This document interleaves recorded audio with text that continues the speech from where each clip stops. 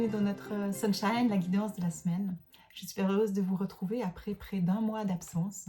Absente, j'étais à Bali comme je vous l'avais annoncé. Simplement, j'ai vécu des choses qui n'étaient pas prévues et du coup qui m'ont fait prendre certaines décisions, certains choix, dont celui de ne pas être présente sur les réseaux pour être présente pour ma famille et pour mes propres projets. Donc voilà, donc je suis heureuse de vous retrouver aujourd'hui pour qu'on puisse voir comment ça se passe maintenant, l'énergie de la semaine. Mais avant ça, j'avais envie de vous partager des réflexions, de ce que j'ai retiré, des enseignements que j'ai retirés de ce que j'ai vécu à Bali. Parce que je me suis dit que ça peut toujours être important pour vous aussi. Parce qu'on est tous à des moments dans notre vie, des fois, où on vit des périodes qui sont plus difficiles, qui sont plus challengeantes.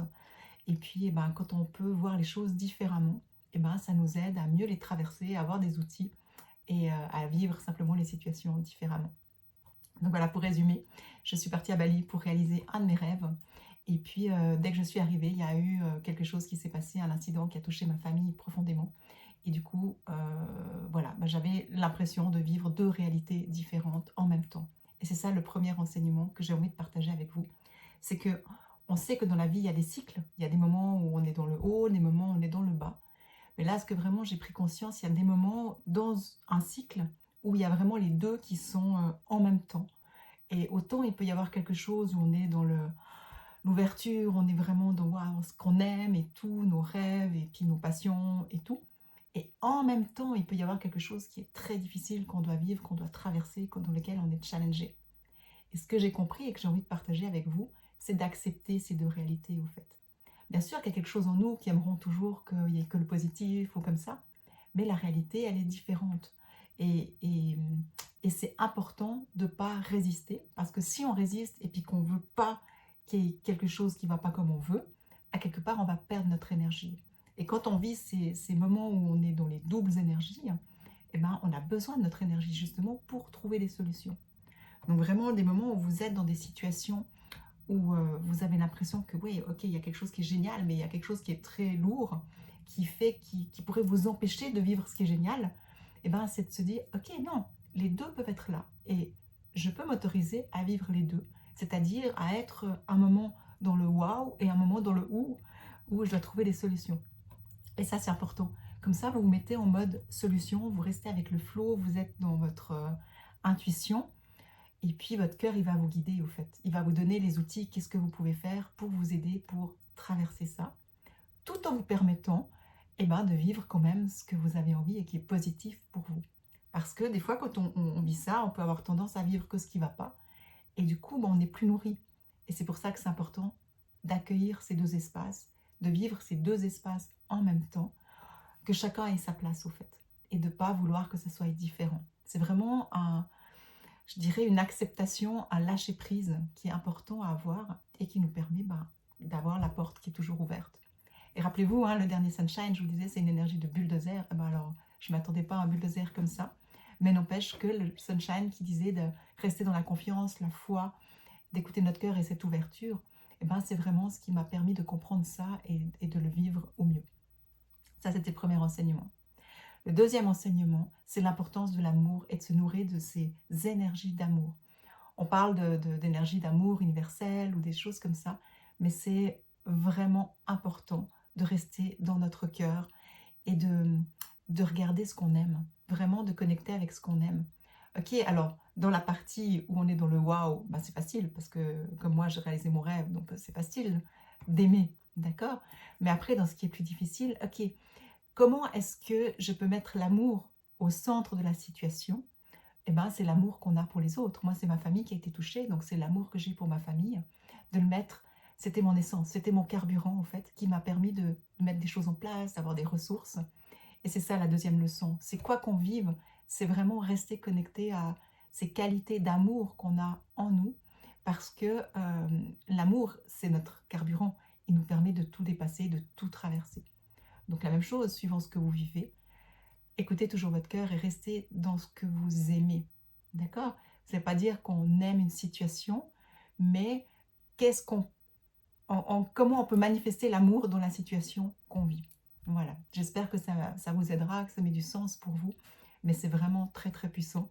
Et c'est vraiment l'énergie qui continue à circuler en nous et puis qu'on peut aider, on peut donner pour aider les autres. Et la troisième clé qui est essentielle, c'est ne pas s'oublier. C'est vraiment prendre soin de soi. C'est d'avoir des moments où on va mettre nos limites. Et rappelez-vous, hein, c'était aussi dans le dernier Sunshine de mettre ses limites. Mettre nos limites pour ne pas nous oublier et prendre soin de nous, pour avoir du temps pour nous ressourcer. Donc la même chose, que ce soit au niveau de notre corps physique, de prendre le temps d'avoir une alimentation qui va nous donner de l'essence, du carburant, que ce soit au niveau émotionnel, de pouvoir accueillir nos émotions, avoir des pratiques aussi, pour les personnes si vous en avez, mettez en place les pratiques émotionnelles que vous avez pour vous aider à transformer, à pas tout garder, à être une cocotte minute. Regardez au niveau du mental aussi, hein, de nos pensées, de cultiver quand même l'optimisme, de l'espoir et tout. Et puis de notre système nerveux, parce que y a des moments où il est bien mis à contribution. Donc des pratiques qui vont apaiser aussi notre système nerveux pour qu'on puisse revenir en parasympathique et puis gagner de l'énergie. Donc voilà, et c'est vraiment à travers aussi des pratiques spirituelles qu'on peut se connecter à ces qualités de cœur, à cette développer notre dimension justement plus lumière, je dirais, notre dimension spirituelle, pour pas que notre dimension humaine, émotionnelle, elle prenne toute la place et puis qu'elle nous envahisse et puis que du coup, ça peut nous faire plonger. Donc vraiment important d'avoir des pratiques spirituelles qui nous aident à nous connecter à cette lumière, qui nous aident à nous connecter à cet espace plus grand de nous qui se sent soutenu par une énergie plus grande aussi. On peut y mettre le nom qu'on veut. Donc voilà les 3 clés que j'ai retirées vraiment de ces 3 semaines qui ont été intenses. Et puis c'est pour ça, dans le but justement de prendre soin de moi, c'est pour ça que j'ai gardé mon énergie pour moi et que j'ai choisi de ne pas être sur les réseaux, de ne pas partager mes photos, même si c'est quelque chose que j'aime. Mais vraiment, c'était vraiment dans ce but, ok, je garde cette énergie pour moi. Et c'est pour ça que je n'ai pas fait des sunshine. Pourtant, je me réjouissais de vous amener à Bali, mais ce sera pour une autre fois. Donc voilà, tout ça pour vous expliquer pourquoi je n'étais pas présente et surtout vous donner des enseignements qui, j'espère, vous pourront vous aider si vous êtes dans des situations aussi où vous vous sentez challengé, vous ne savez plus trop quoi, comment agir ou comme ça. C'est ça. C'est accepter. Accepter, ça ne veut pas être dire fataliste, hein, c'est pas ça, mais c'est ne plus lutter, sortir du combat et de se dire, ok, je vis ça en ce moment, tout peut être là, et en étant dans le flow, je vais trouver mes solutions. Le deuxième, mettre en place vraiment l'amour en vous. Pourquoi est-ce que vous le faites, hein, d'avoir un pourquoi est-ce que je fais, moi je fais ça parce que ce que j'aimais bien, c'est mon rêve, donc je le fais pour moi, et puis je le faisais pour ma famille, pour les aider. Donc il y a de l'amour dans les deux cas. Et le troisième, prendre du temps pour soi, prendre soin de soi et développer notre spiritualité pour justement nous permettre d'évoluer, de grandir et de dépasser les challenges humains.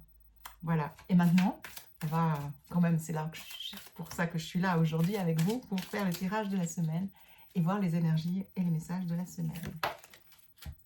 Ancrage. Aujourd'hui, je choisis de me concentrer et de rester focus sur ce qui est essentiel pour moi. Alors, c'est là que c'est important justement aussi de rester dans notre corps, de rester centré. Donc là, c'est l'élixir ou le sphérique ancrage, recentrage qui est en jeu. Donc, qui va nous permettre autant d'être ancré, d'être dans notre corps, de nous habiter.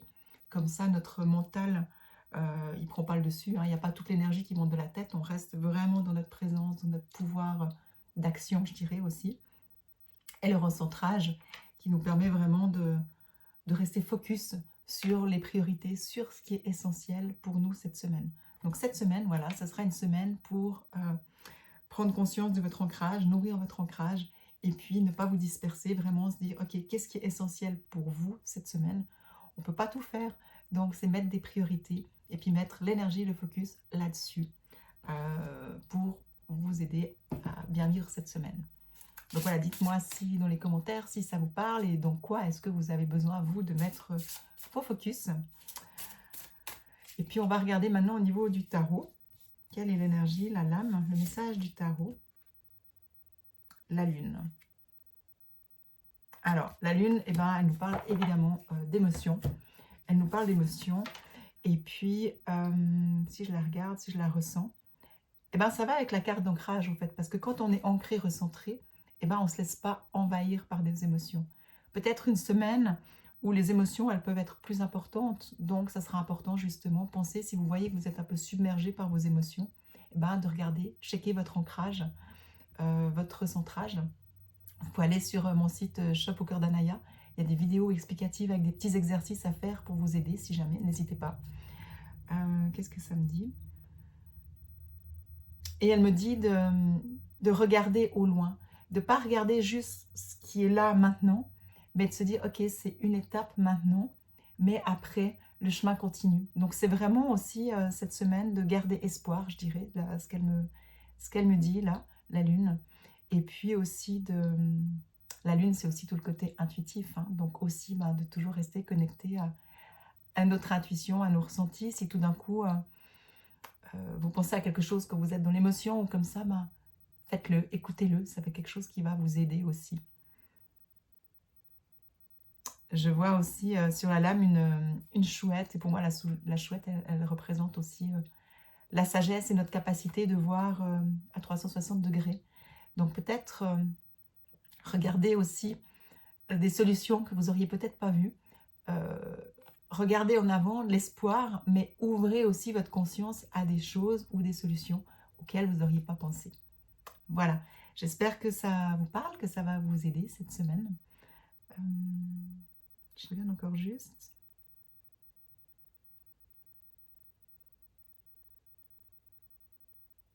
Non, c'est vraiment ça. C'est comme si cette semaine, il y aura peut-être une solution que vous n'aviez pas pensée. Excusez-moi. Et puis que c'est en ouvrant votre conscience que vous allez pouvoir la trouver. Et du coup, ça va vous permettre justement de retrouver plus d'espoir et d'aller de l'avant. Voilà, je vous souhaite une merveilleuse semaine. On se retrouve la semaine prochaine. Et je vous embrasse.